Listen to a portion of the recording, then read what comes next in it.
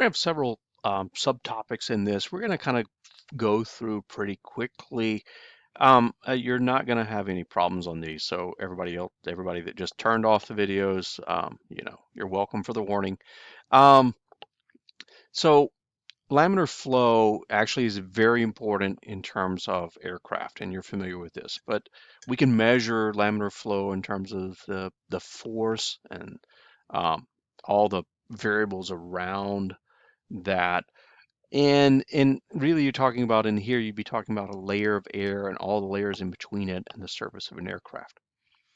So one of the things that high-end aircraft do and high-end swimsuits for our swim team on campus is they actually create turbulence here.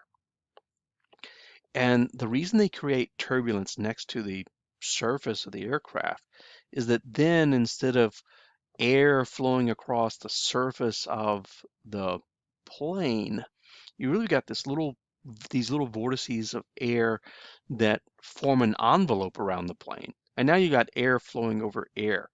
And that actually gives you better laminar flow once you're a little bit out from the airplane. And so laminar flow and viscosity, really important for high-end aircraft, or for long distance aircraft.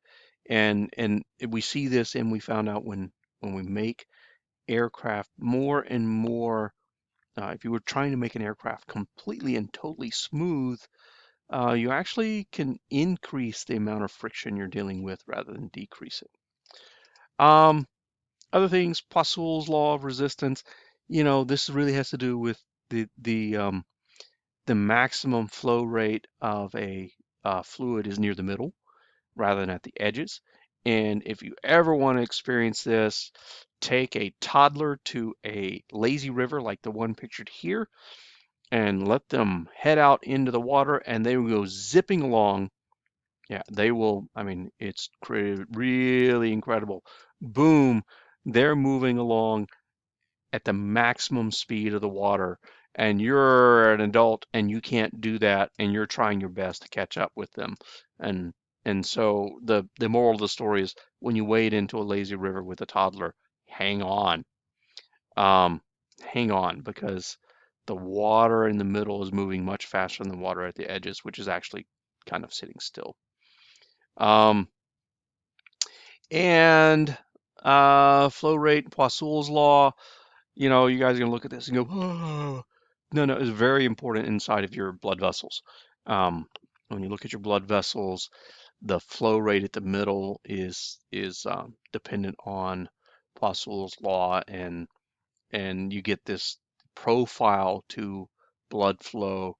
And this is why it's important to keep your cholesterol low, because you don't want buildup of plaque on the inside of your blood vessels, restricting the flow and making your pressure have to go up to get the same flow. Bad for your heart, all kinds of things like that. So, be careful with the diet.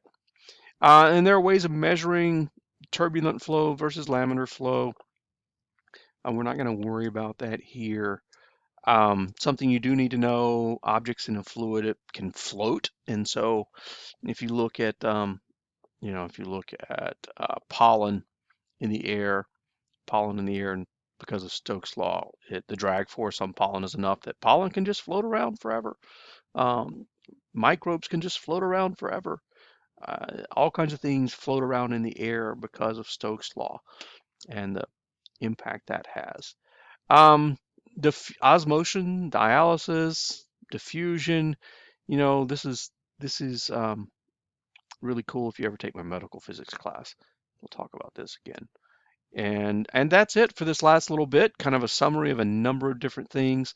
You do have to worry about osmosis some when you're talking about um, your aircraft, mostly with your cargo, and diffusion, because things will diffuse out of your cargo, especially at atmosphere, where you've suddenly really reduced the pressure outside. I mean, at height, sorry, where you really reduce pressure outside of your cargo, and and